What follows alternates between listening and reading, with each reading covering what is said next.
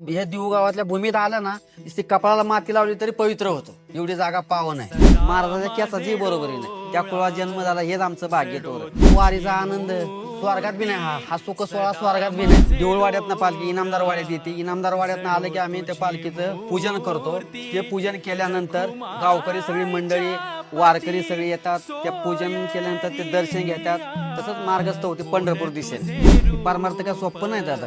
16 वर्षी पुढे आहे. साधा कीर्तनकार व्हायचा असं तर एक 12 वर्ष करावं. मद वगैरे मागून भिक्षा मागून करावं. सोपं नाही ती काय.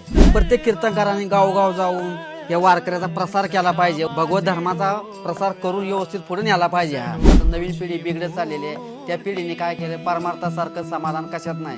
त्यांनी परमार्थामध्ये घुसावं. खूप शहाणा असं तरुणपणात वारी करावे. म्हातारपणी 60-70 वय झालं त्या माणसानं रामकृष्ण हरी विट आपल्या कोपऱ्यात बसून परमार्थ करा. जो का रंजले गांधले तोची म्हणी जो आपले तोची साधू वळखावा देव ते जाणावा. हे जर केलं ना तरी बाद झालं.